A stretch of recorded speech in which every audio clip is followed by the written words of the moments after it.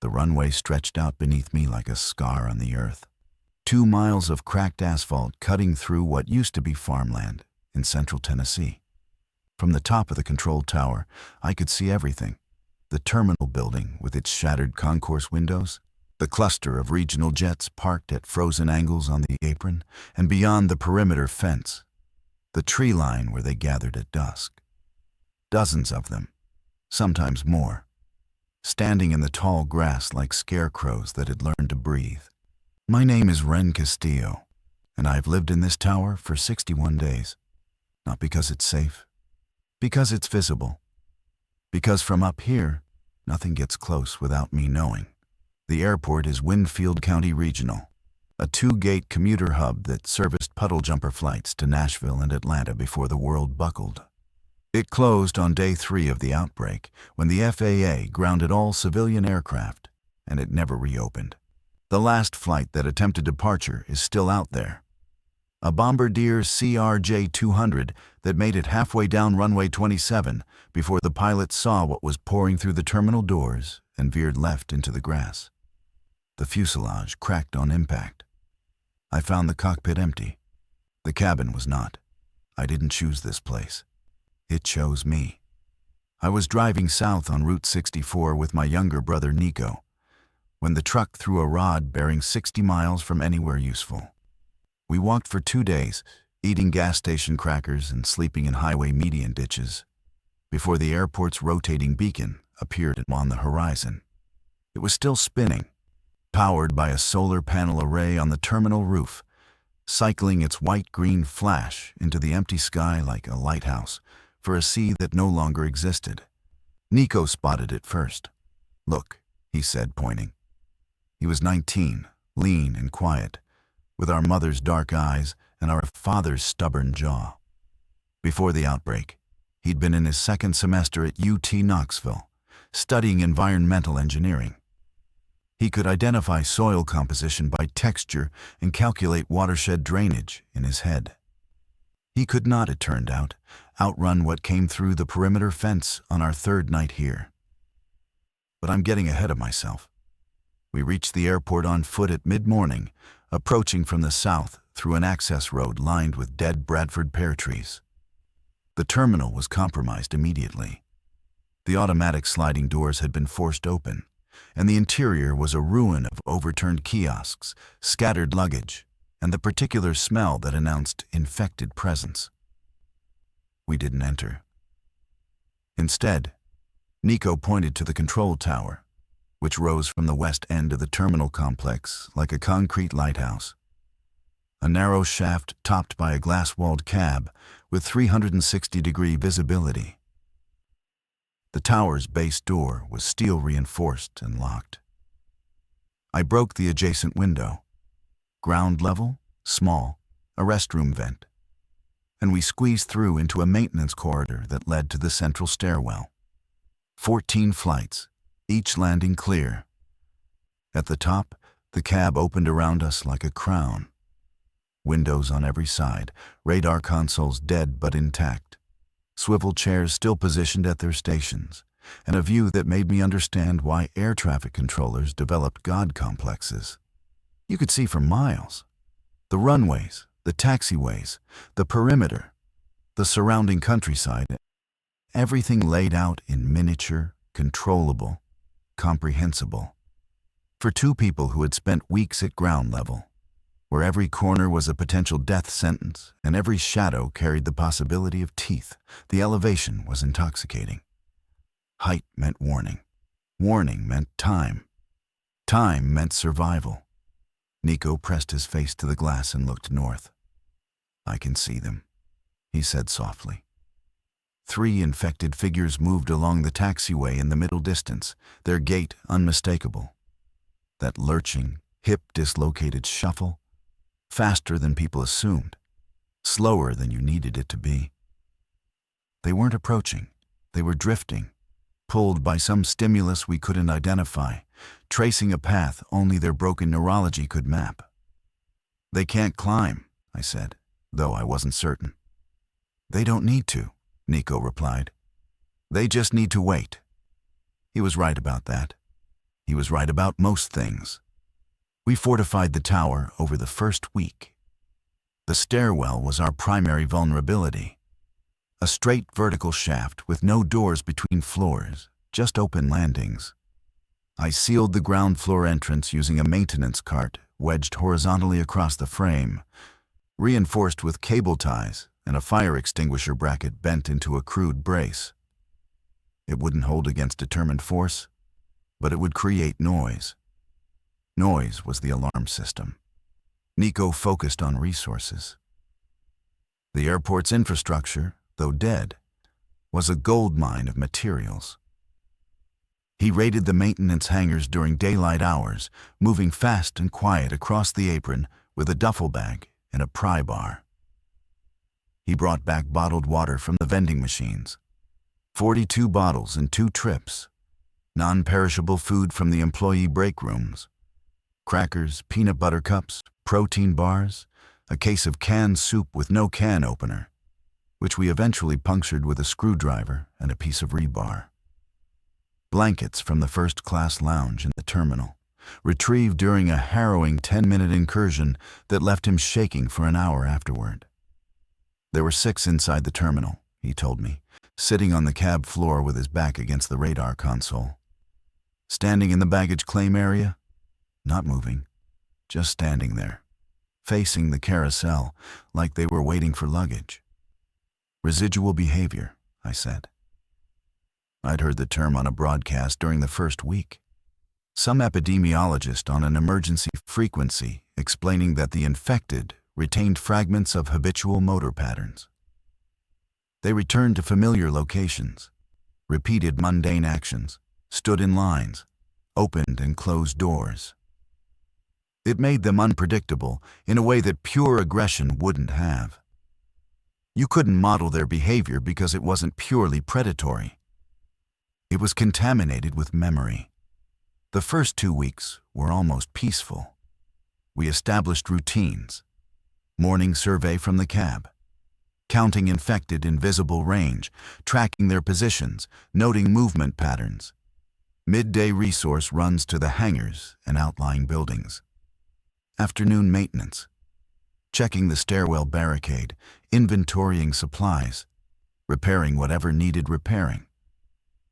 Evening meals eaten in silence, watching the sun drop behind the western ridge while the beacon pulsed its endless green-white signal overhead. Nico mapped the infected movements on a chart he taped to the tower wall. Each dot represented a sighting, color-coded by time of day. Within 10 days, a pattern emerged. They congregated near the terminal during daylight, drawn by some residual association with the structure, and dispersed toward the perimeter at night, fanning out into the surrounding fields in loose, wandering groups. The transition happened at dusk, a slow, almost tidal migration that emptied the airfield and filled the countryside. The runway is safest between midnight and 4 a.m., Nico calculated. Lowest density. We could use that window for longer runs. We're not doing night runs. We'll have to eventually. The nearby buildings are picked clean. The next supply targets are the cargo facility on the north side and the fuel farm beyond the perimeter road. Both are over 1 kilometer from the tower. He was right, and I resented him for it. Not because the plan was flawed, but because his calm rationality made my fear feel irrational. He processed threat like an engineering problem. Inputs, outputs, tolerances, margins. I processed it like someone who'd watched their neighbor's family dragged out of a minivan on day 2 and couldn't close her eyes without replaying the audio. We compromised. Night reconnaissance only. No engagement. No unnecessary risk. If anything moved within 100 meters, we aborted and returned to the tower. Simple rules. Binary decisions. The kind of framework that keeps you alive until it doesn't. On day 14, Nico returned from a night survey of the cargo facility with something unexpected. A handheld aviation radio, battery-powered, found in a dispatcher's desk. He set it on the console and turned the dial through frequencies, filling the cab with static and silence and static again. Then, on 121.5, the universal emergency frequency, a voice, female, distant, repeating 3 words on a 30-second loop. Huntsville is open. We listened to that broadcast for 6 hours. Nico recorded the timing. Exactly 30 seconds between repetitions, suggesting an automated loop rather than a live transmission. The signal was weak, fragmented by atmospheric interference, but consistent. Someone, somewhere near Huntsville, Alabama, had established a functioning transmitter on the international distress frequency and was advertising sanctuary. Huntsville is 110 miles south, Nico said, tracing the route on a road atlas he'd found in the terminal gift shop. Interstate 65 most of the way. If we had a vehicle, we don't have a vehicle. The fuel farm has jet fuel. Jet A burns in diesel engines with modification. There are ground service vehicles on the apron. Tugs, belt loaders, at least one crew van. If I can get one running, that's a lot of ifs. Everything is a lot of ifs, Ren. That's the math now. I turned away from him and pressed my forehead against the glass. Below, the runway glistened under a half moon. The beacon continued its rotation, sweeping light across the apron in rhythmic arcs. On the far side of the field near the terminal, a cluster of infected stood motionless in the parking lot, their silhouettes sharp against the pale concrete. We don't know what open means, I said. It could be a refugee camp. It could be a military checkpoint. It could be a trap. People have been using radio signals to lure survivors since month 1. It could also be real. And if it's not, then we're 110 miles south with the same problems we have now, minus the altitude advantage. The argument didn't resolve it that night. It continued over the next 3 days, woven into our routines, surfacing during meals and surveys and the long quiet hours when the tower felt less like a refuge and more like a cage. Nico wanted to move. I wanted to stay. The fundamental disagreement wasn't strategic. It was temperamental. He was wired for forward motion, for problem solving, for the belief that action could improve outcomes. I had learned, through accumulation of loss, that action was as likely to destroy what you had as to deliver what you wanted. On day 17, the argument became irrelevant. I was conducting the morning survey when I noticed movement on the access road. Not the lurching gait of infected, but deliberate, coordinated, human.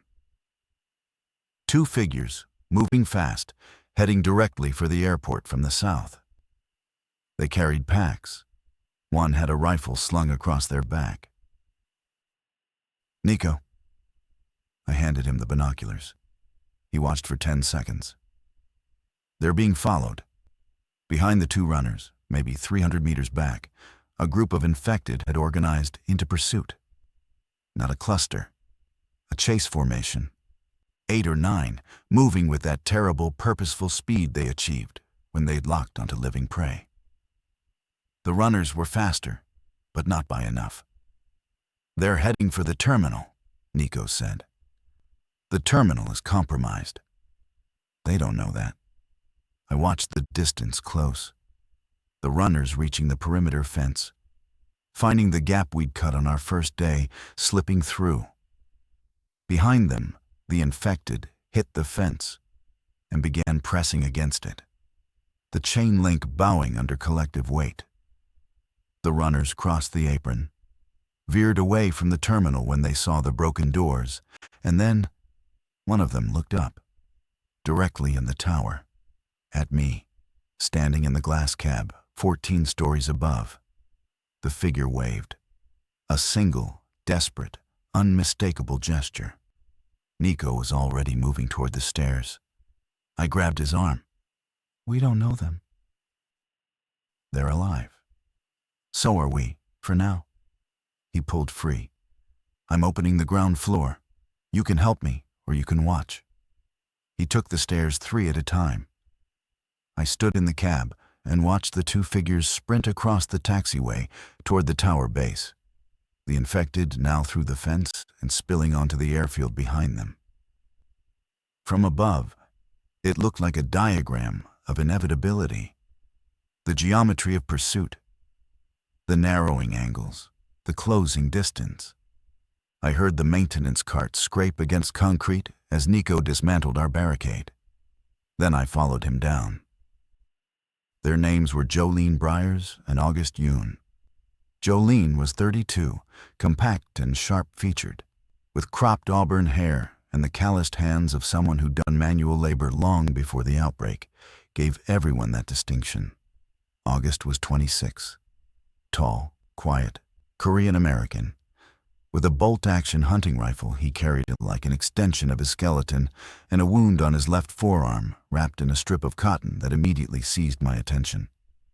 "It's not a bite," he said, before I could ask. He unwrapped the bandage in the stairwell, showing me a clean laceration. Straight-edged, shallow, clearly from metal or glass. "Fence wire, 2 days ago." I examined it under the flashlight. No discoloration. No inflammation beyond normal wound response. No bite radius. I nodded, and something in August's posture released like a cable losing tension. We resealed the ground floor. The infected that had pursued them across the airfield milled at the tower's base for approximately 40 minutes before dispersing, drawn away by some distant sound or stimulus, drifting back toward the terminal with the aimless persistence that made them so difficult to predict. From the cab, I counted 11. They joined the existing cluster near the baggage claim entrance and became indistinguishable from the rest. Jolene talked. August didn't. The dynamic between them was clear within minutes. She was the strategist, the voice, the engine of their partnership. He was the instrument, the rifle, the silent competence that kept the strategy alive. They'd met on day 8 of the outbreak in a sporting goods store outside Murfreesboro, both reaching for the same case of freeze-dried meals. They'd been moving together since, heading south based on a rumor of organized survivor settlements near the Gulf Coast.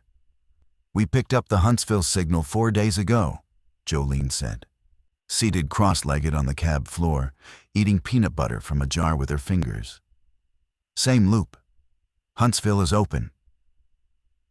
We adjusted our route to investigate, but the interstate south of here is impassable. A pile-up near the Fayetteville exit. Half a mile of vehicles, and the infected are dense through the wreckage.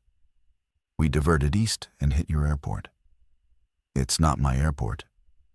It is now. Nico liked her immediately. I could see the recognition. 2 minds that operated on the same frequency of pragmatic optimism. Within an hour, they were bent over the road atlas together, plotting alternative routes to Huntsville that avoided the interstate choke point. Secondary highways, county roads, agricultural access lanes. Nico's engineering sensibility combined with Jolene's ground-level experience produced a route that looked plausible on paper. South through back roads to the Alabama state line, then west to Huntsville on Route 72. 80 miles on secondary roads, Jolene calculated. In a vehicle, 6 to 8 hours, accounting for obstacles and detours. On foot, 4 to 5 days minimum.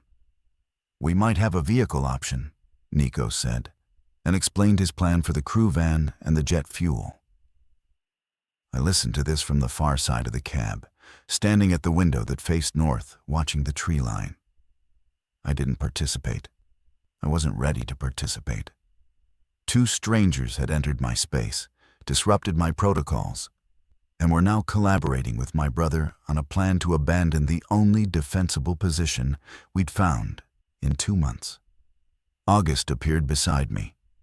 He'd moved without sound, an unnerving quality that I later learned was simply how he existed in the world now. He looked out the same window, said nothing for a full minute, then spoke without turning his head. "You don't trust us?" "I don't know you." "Fair, but that's not what I asked." I glanced at him. His expression was neutral, patient, devoid of the persuasive energy that Jolene radiated. He wasn't trying to convince me. He was identifying the obstacle. "My brother is all I have left," I said. "Every decision I make is about keeping him alive. New people complicate that equation. New people also expand it. 2 guns are better than none. 4 eyes cover more ground than 2. 4 people also make 4 times the noise." He absorbed this without argument, nodded once, and returned to his corner of the cab. I stayed at the window and watched the tree line and tried to calculate the cost of trust. 3 days after Jolene and August arrived, the infected population around the airport doubled. There was no obvious trigger, no sound event, no weather shift, no change in our behavior that I could identify. Nico's movement chart, which had tracked a stable baseline of 20 to 30 infected within the perimeter zone, suddenly showed 60 plus, with new arrivals filtering in from the north and east throughout the day. "Migration pattern," August said, studying the chart. He'd been a wildlife biology major before switching to accounting, a biographical detail that proved unexpectedly relevant. "They follow corridors, roads, power line cuts, river valleys. If a group is moving south through this region, the airport is a natural funnel point. The open space attracts them the way a clearing attracts deer." "Deer leave," I said.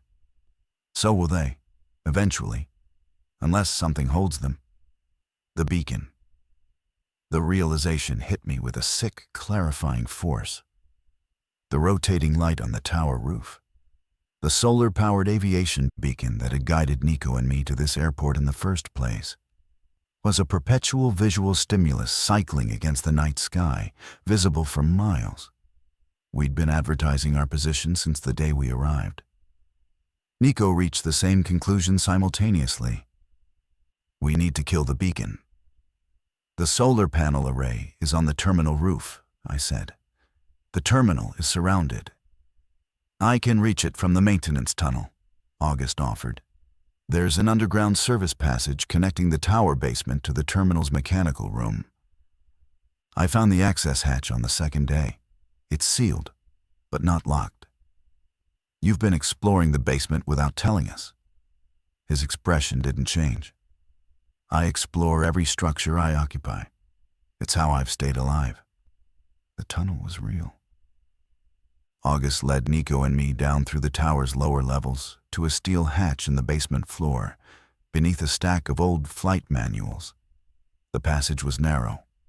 Poured concrete, 4 feet wide, 6 feet high, running approximately 200 meters from the tower to the terminal's mechanical room.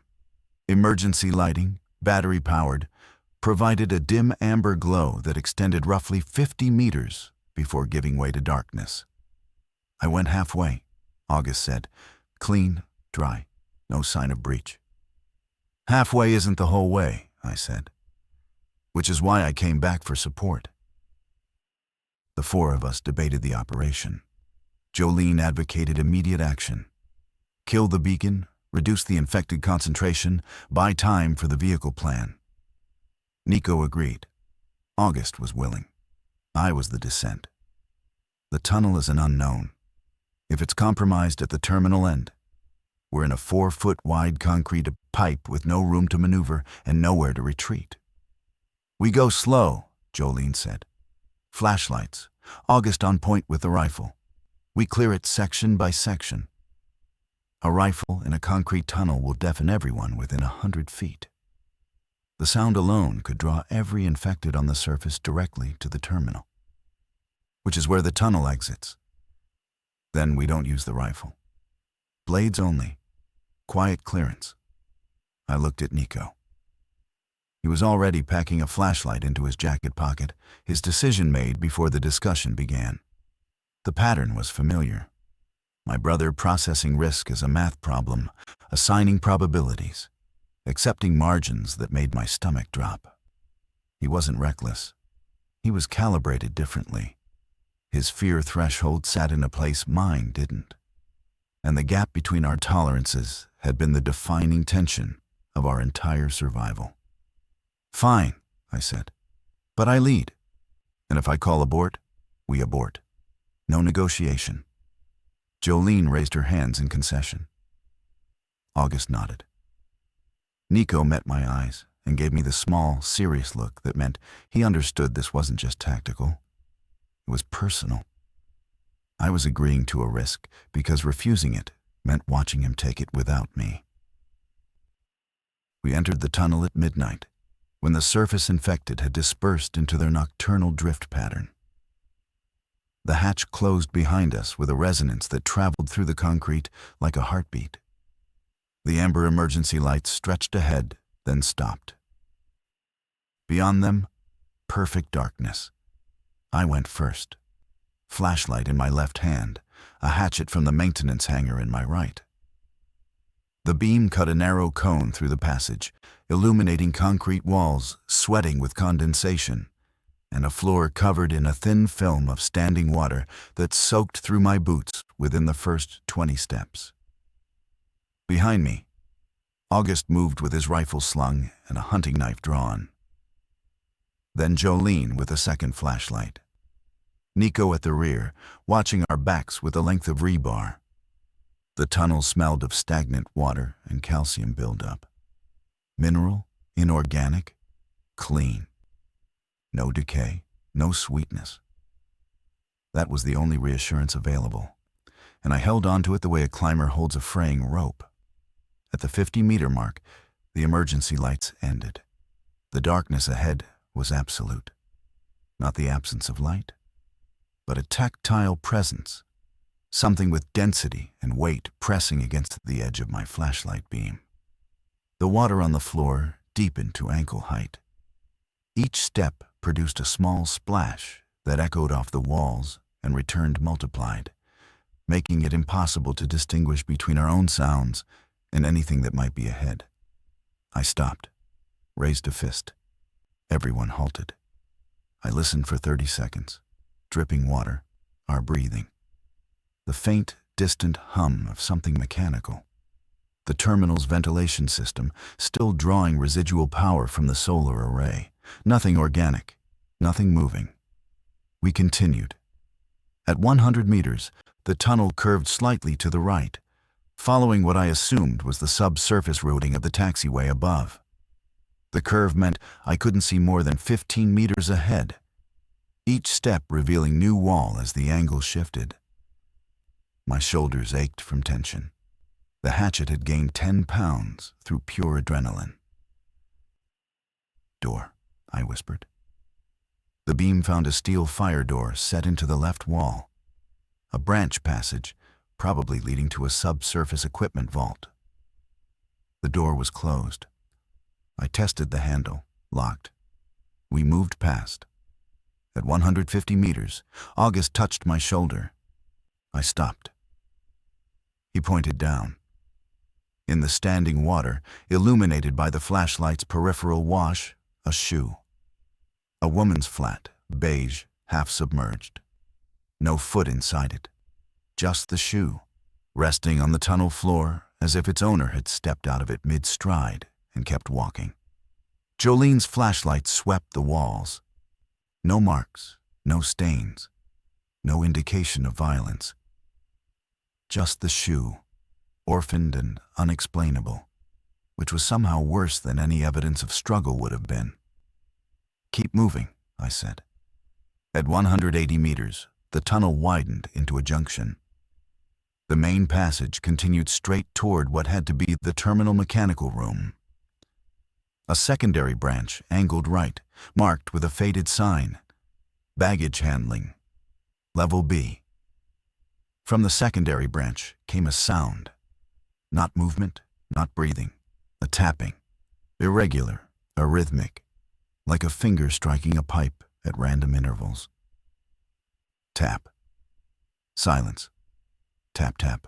Silence. Tap. Residual behavior. Something in the baggage handling corridor, repeating a fragment of motor memory in the dark. I thought of what Nico had described. The infected standing in the baggage claim area, facing the carousel. One of them had found its way down here, or had been here since the beginning, trapped in the underground when the world above sealed itself shut, tapping its useless rhythm in the black. I angled my flashlight toward the junction. The beam reached maybe 10 meters into the secondary branch before dissolving into nothing. The tapping continued. Whatever produced it was beyond the light's reach. Straight, I mouthed. Straight only. Don't look. We passed the junction in single file, pressed against the far wall, each of us breathing through our noses to minimize sound. The tapping didn't change, didn't accelerate, didn't stop. Either it hadn't detected us, or detection didn't alter its behavior. Both possibilities carried their own specific horror. The terminal mechanical room door appeared at the end of the main passage. Steel, heavy, a push bar on our side.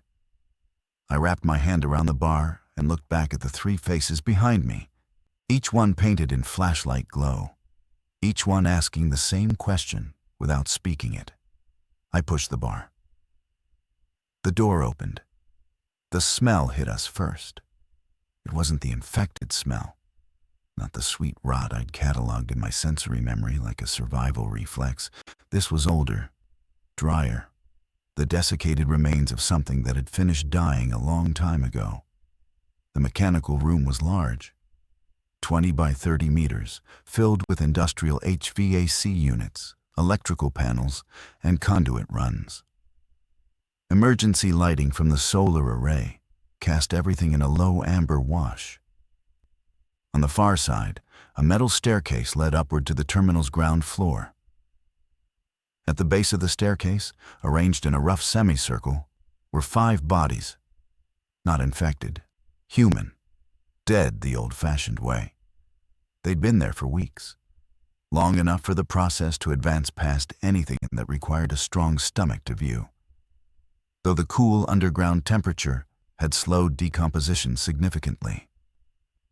3 men, 2 women. Civilian clothing, luggage nearby. One had a laminated employee badge clipped to her jacket. Winfield County Regional. S. Devereaux. Gate agent. They sheltered down here, Jolene said quietly, during the initial outbreak. They came down through the terminal and sealed the staircase. The staircase door was indeed closed, barricaded from this side with a filing cabinet and a rolling tool chest. They'd protected themselves from whatever was above. But the semicircle arrangement, the positioning of the bodies, sitting upright, leaning against each other, no signs of trauma I could detect, told a different story. No food, Nico said. He'd surveyed the room methodically, opening cabinets and panels. No water containers. They sealed themselves in with no supplies. August knelt beside the nearest body, respectful, clinical. No wounds, no bites visible. I think they starved. 5 people who had done the reasonable thing found a secure room, blocked the entrance, waited for rescue that never came, and paid for their reasonableness with the slowest death available. The mechanical room had kept them safe from the infected and then killed them with its own sterility. A room with no food, no water, and no exit they were willing to use. I thought about our tower, our stairwell barricade, our carefully inventoried supplies that were, even now, diminishing toward a threshold we hadn't yet defined. The difference between us and these 5 people was measured in peanut butter jars and bottled water. In time, the math converges. The solar panel access, I said, redirecting us toward the mission. It'll be on the roof. We need to get through the terminal to find roof access. Through the terminal, Jolene repeated. Where the infected are. Through the terminal's maintenance areas, service corridors, staff-only sections. They won't be in those spaces. They congregate in public areas, terminals, gates, lobbies. The back of house should be clear. Should, the most dangerous word in the survival vocabulary. We moved the barricade from the staircase door and ascended single fuel. The stairs opened into a service corridor. Narrow, fluorescent fixtures dead, our flashlights providing the only illumination. The corridor ran parallel to the main terminal concourse, separated by a cinder block wall. Through the wall I could hear them, the ambient sound of infected presence, which is not silence, but a low, continuous rustling, like wind through dry leaves, punctuated by the occasional guttural vocalization and that carried no meaning but a transmitted primal warning. August counted doorways, third on the right labeled maintenance, roof access, with a steel security door and a keypad lock, dead with no power to the lock system. I checked the handle. Locked electronically, which meant locked permanently without the code or a power source. Bypass panel, Nico said, already unscrewing the keypad housing with his multi-tool. Behind the faceplate, a simple electric strike mechanism. He disconnected 2 wires, touched them together, and the strike released with a click that sounded like a gunshot in the confined corridor. We froze. Through the wall, the rustling paused, a synchronization of attention. Dozens of infected heads turning simultaneously toward the source of a stimulus. I'd heard this phenomenon before. The collective pivot. The hive pause. Then the rustling resumed. They hadn't localized us. The wall had absorbed enough of the sound to mask our position. Nico pushed the door open. Behind it, a metal ladder bolted to the wall, ascending into darkness. The roof. The beacon. The thing that was drawing them to us. The ladder climbed 30 feet through a vertical shaft that opened onto the terminal roof through a heavy steel hatch. I emerged into wind and moonlight, and the vast, disorienting openness of sky after hours underground. The roof was flat, covered in commercial membrane, studded with HVAC units and satellite dishes. The solar panel array occupied the southeast quadrant.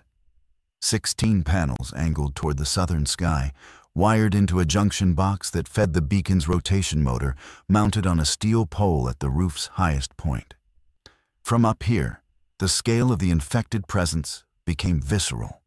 The parking lot below held at least 40, visible as dark shapes against the lighter asphalt, moving in their slow patterns. The beacon's arm swept overhead, and with each pass, the green-white light illuminated them in a strobing flash. Frozen in position, then plunged back into shadow, then revealed again at slightly altered coordinates. A time-lapse of purposeless wandering. Junction box, Nico said, crouching beside the solar array. I can disconnect the feed line to the beacon motor. The panels will still charge the battery bank, but the beacon stops rotating. No light, no stimulus. Do it. He worked quickly, using the multi-tool to detach the wiring harness from the junction box. Jolene and I stood watch at the roof's edge, monitoring the parking lot and the airfield beyond. August positioned himself at the hatch, covering our exit route. The wind carried sound away from us, which was a blessing. Any noise we made on the roof dispersed into the open air rather than funneling into enclosed spaces. The beacon arm completed 3 more rotations. Then, mid-sweep, it slowed, stuttered, stopped. The green-white light held position for a moment, pointing east like an accusatory finger, then dimmed and went dark. For the first time in 2 months, the airport was invisible. Now we wait, Nico said. If August is right about the migration pattern, they'll drift away without the stimulus. Could take days, but the concentration should decrease. We returned through the shaft, resealed the hatch, and retraced our path through the service corridor. The sounds through the wall continued. The infected hadn't reacted to the beacon's cessation. Their response would be gradual, behavioral, playing out over cycles of night and day as the light no longer drew them back. In the mechanical room, we paused. Jolene was looking at the 5 bodies arranged at the base of the staircase. Her expression held something I hadn't seen in her before. Not her usual strategic calculation, but something rawer. Grief, maybe, or recognition. "We should bury them," she said. "We can't. Not without going above ground and digging in open territory. Then we cover them. We don't leave them staring at the ceiling." We found tarps in a supply closet. Jolene and I covered each body individually, tucking the edges underneath with a care that served no practical purpose in every human one. August stood apart, head bowed. Nico watched from the doorway with an expression I couldn't fully read, somewhere between sorrow and study, as if he were cataloging this moment for future reference, building an emotional database of what the world was capable of now. When we finished, Jolene placed the gate agent's badge on top of the tarp that covered her.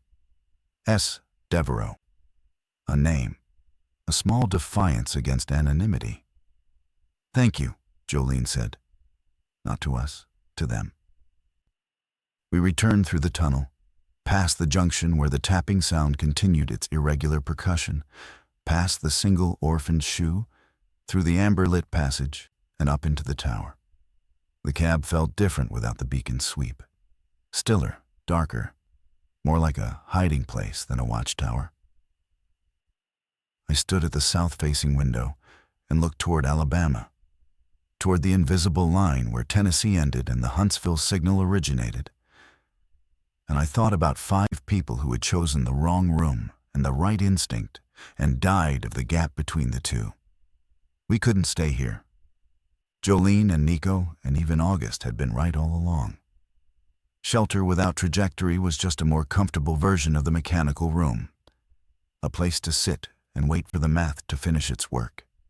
I turned to my brother. "Tell me about the crew van." His face broke into a grin I hadn't seen in weeks. Eco's vehicle plan was more sophisticated than I'd given him credit for. The crew van, a white Ford Transit parked in the motor pool behind Hangar B, had been his project since the first week. During his solo resource runs, he'd been quietly assessing it, checking the battery, examining the engine, testing the ignition. The battery was dead, but the engine was mechanically sound. The fuel system was diesel. And the fuel farm, a quarter-mile beyond the perimeter road, held underground storage tanks that Nico believed still contained usable product. Jet A is essentially kerosene, he explained to the group, sketching diagrams on the back of a flight chart. Diesel engines will run on it. Lower lubricity than standard diesel means increased wear on injectors long-term. But for a 100-mile trip, it's viable. The issue is getting fuel from the farm to the van. "And the battery," August added. "The battery I can solve. The ground power unit in Hangar A has a 12-volt auxiliary output. I can jumpstart the van if I can get both vehicles in proximity." "Hangar A is 300 meters from Hangar B," Jolene said, "and between them is 200 meters of open apron. At night, during the dispersal window. The beacon is dead. We don't know what the dispersal pattern looks like without it." This was the crux. Every behavioral model we'd built was based on the beacon's influence. With that stimulus removed, the infected's patterns would shift. But we didn't know how or how quickly. We needed observation data, which meant waiting.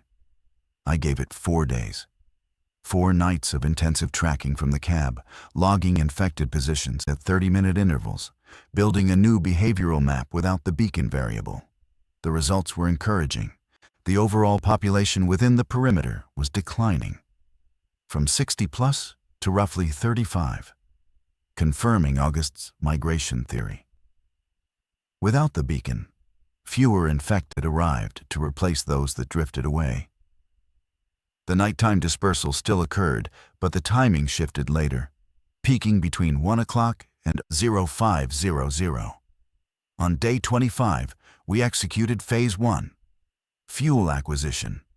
Nico and August departed the tower at 2 o'clock, carrying empty jerry cans sourced from the maintenance hangar.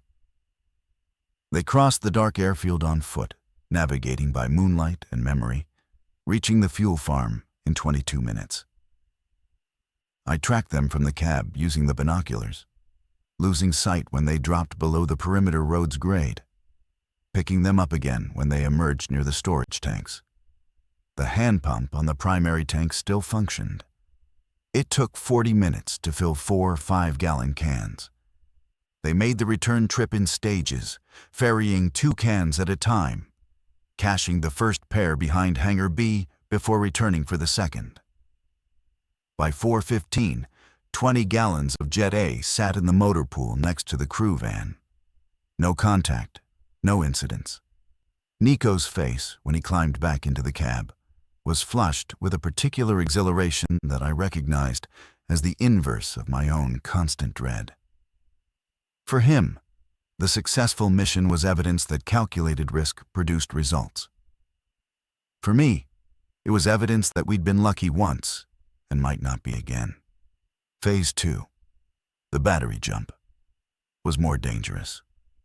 The ground power unit in Hangar A was a rolling cart, heavy, designed to be towed by a vehicle. Without a tow vehicle, we'd need to push it manually across 300 meters of open apron to Hangar B. 4 people, a heavy cart, an exposed position, and a 35-minute noise window. "We do it tomorrow night," Jolene said. "Same time frame. Ren and I push the cart. August on overwatch. Nico preps the van. If we're spotted mid-push, we can't run.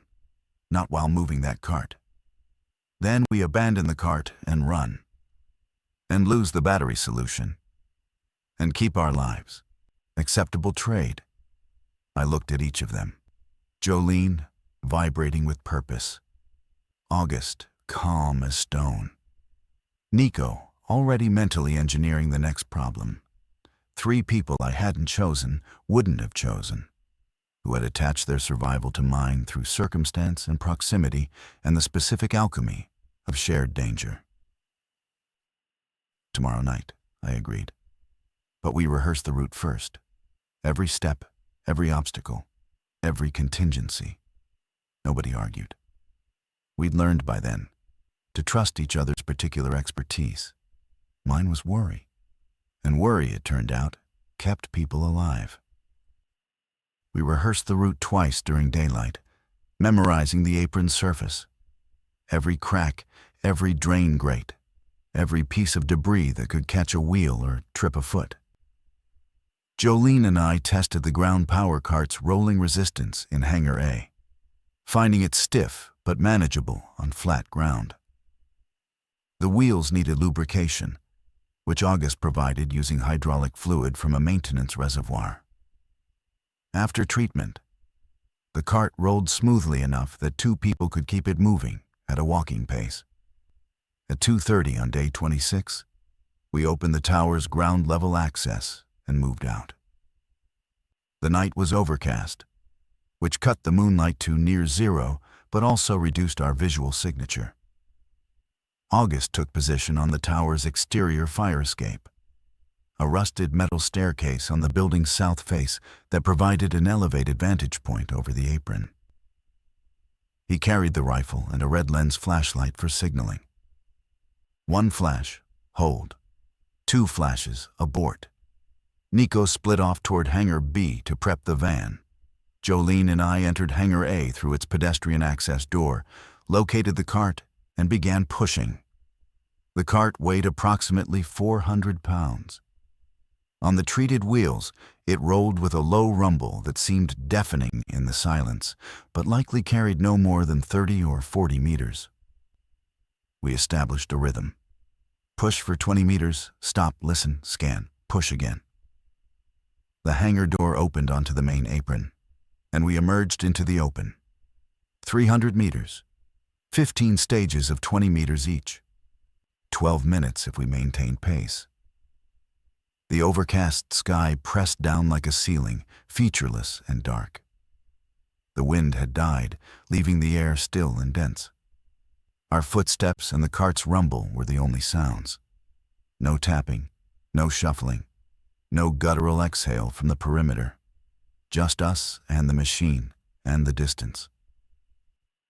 At the 100-meter mark, August's flashlight pulsed once from the fire escape. Hold. We stopped. Jolene gripped the cart handle and stared into the darkness ahead. I looked toward the fire escape, trying to see what August had seen. 45 seconds. A minute. Then, the slow, asymmetric silhouette of an infected figure crossing the apron approximately 50 meters north of our position, moving east to west, perpendicular to our route. It walked without apparent awareness of us. No head turn, no change in pace. A wanderer, following whatever internal compass directed its patrol. It passed behind a parked fuel truck and didn't reappear. 2 flashes from August. Clear. We resumed. At 200 meters, the van became visible through Hangar B's open bay door. Nico had positioned it facing outward, hood up, ready for the jump. The jerry cans of Jet A were arranged beside the driver's door. Everything was prepared. Everything depended on the next 100 meters. At 260 meters, the cart's left front wheel hit a recessed drain grate. The impact produced a sharp metallic clang that shattered the silence like breaking glass. The sound radiated outward in every direction, bouncing off hangar walls and terminal surfaces, amplifying through the flat acoustic landscape of the airfield. We froze. My pulse hammered behind my eyes. Jolene's hand found my wrist in the dark. Not a grip, a touch, an acknowledgement. We waited. From the direction of the terminal, a vocalization. Low, questioning, like someone waking from deep sleep. Then another, then a third. The collective pivot. Heads turning, attention focusing. Move, I whispered. Fast, now. We abandoned stealth and pushed. The cart surged forward, the wheels chattering over asphalt seams, sound discipline irrelevant now against the imperative of speed. 80 meters to the hangar. 60. The vocalizations behind us multiplied, building into a rising murmur that carried the specific frequency and I associated with activation. The transition from dormancy to pursuit. 40 meters. I could see Nico in the hangar, hands raised, guiding us in. 20. The cart crossed the threshold onto the hangar floor. Jolene released the handle and sprinted for the bay door controls. A manual chain hoist mounted on the wall. She pulled.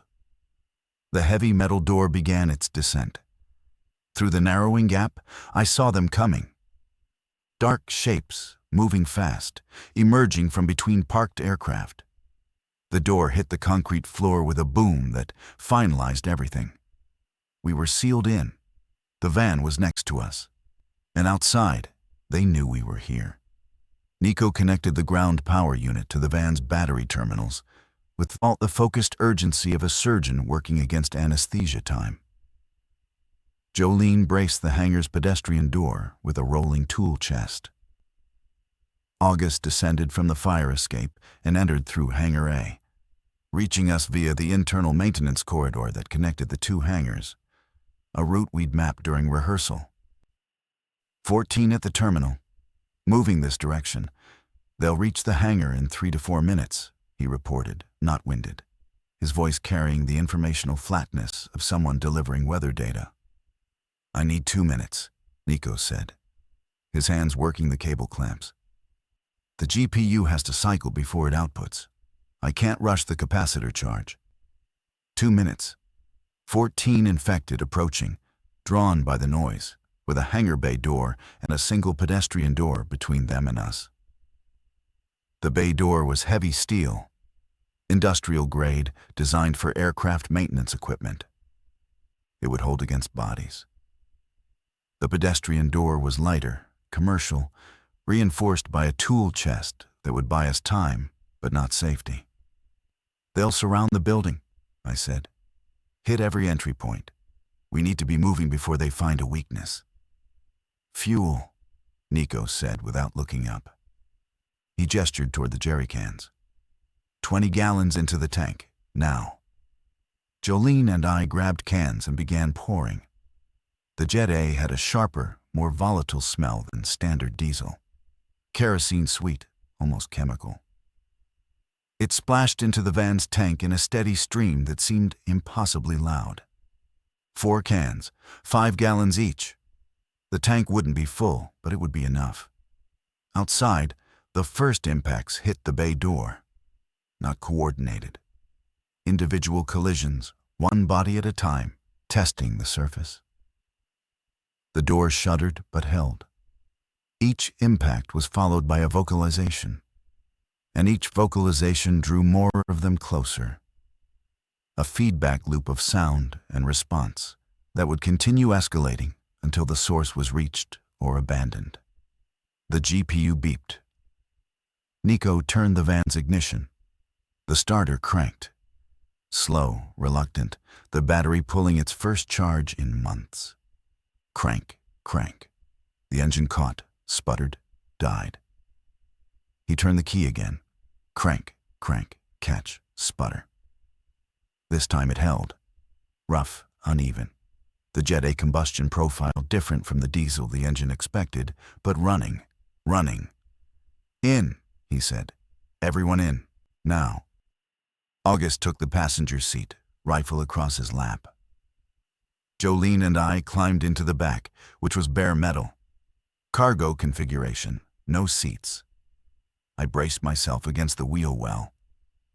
Jolene pressed her back against the partition. "The door," I said. "How do we open the bay door without getting out?" Nico pointed through the windshield. The chain hoist for the bay door was mounted on the interior wall, but beside it was a manual release, a red lever that disengaged the lock and allowed the door to be pushed open by force. From outside, the infected were pushing inward. If the lock released, their pressure would actually open the door for us. "When I say go," Nico told August, "pull that red lever and get back in. I'll accelerate the moment the door starts rising. The infected will be directly in our path." "I know." August looked at the lever, looked at the bay door, which was now shaking with continuous impacts, looked at Nico, then opened the passenger door and walked to the wall with the same unhurried calm he brought to everything, as though the hammering metal and the groaning dead were background noise in someone else's crisis. "Go," Nico said. August pulled the lever. The lock disengaged. The door, pushed by the collective weight of bodies on the other side, began to rise, not smoothly, but in lurching increments, admitting the night in widening bands. Shapes pressed beneath the rising edge. Hands appeared at ground level, then arms, then heads. August was back in the passenger seat before the gap reached 2 feet. Nico dropped the van into drive. The engine roared. Rough, protesting, alive.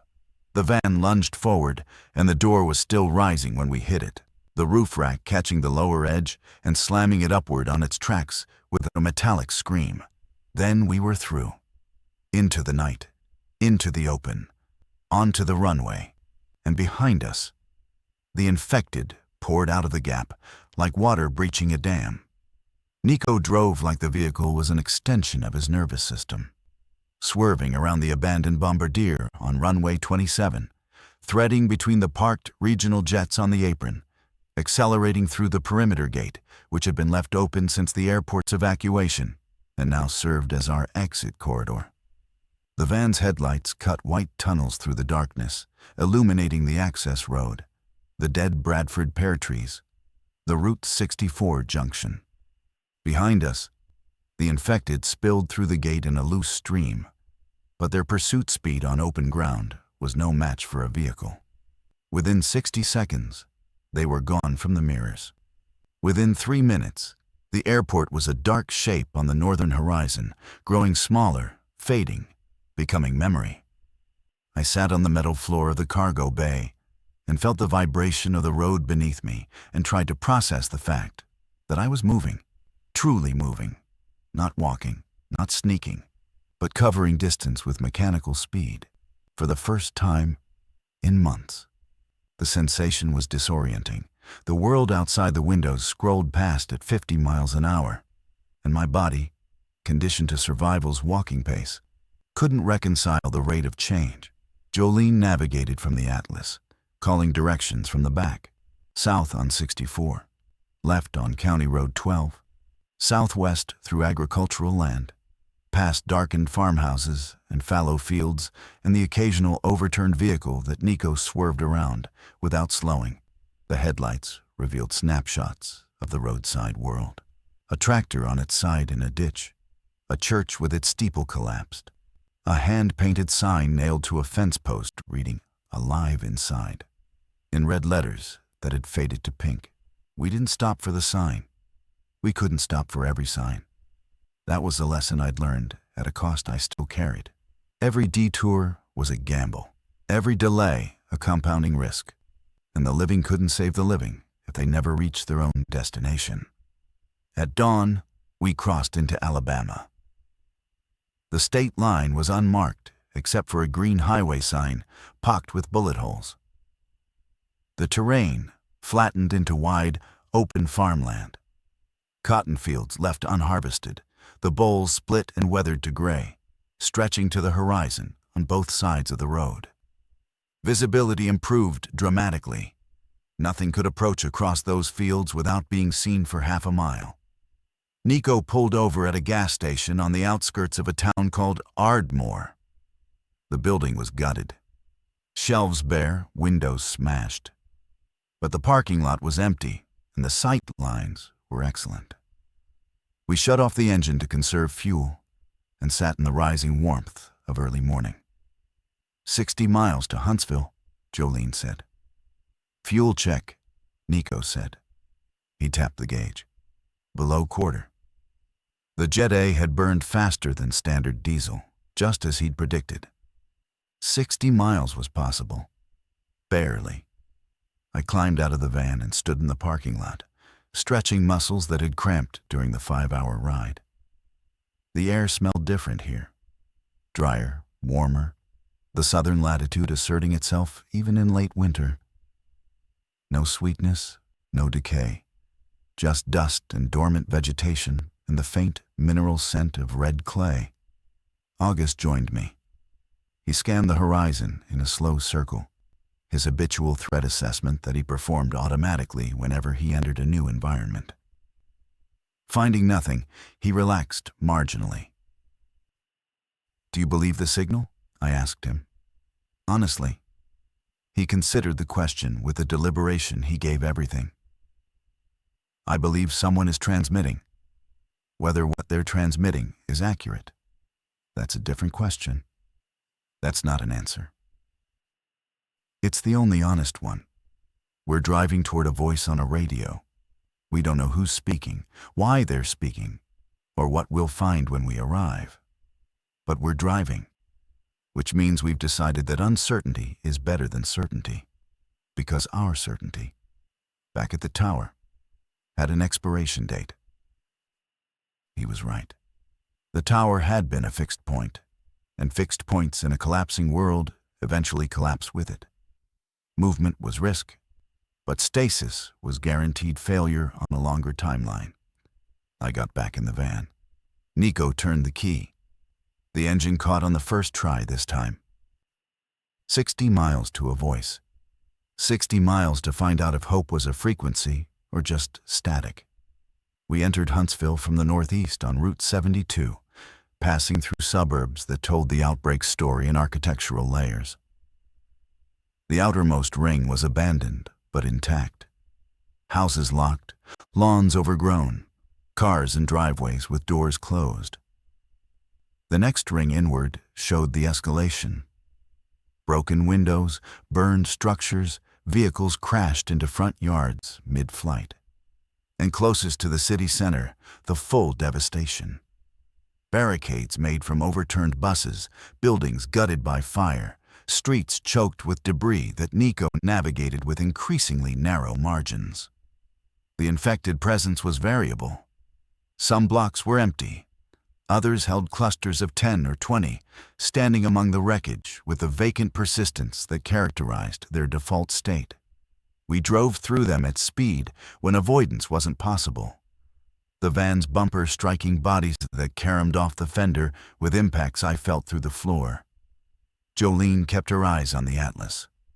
August kept his on the rifle sights. I watched through,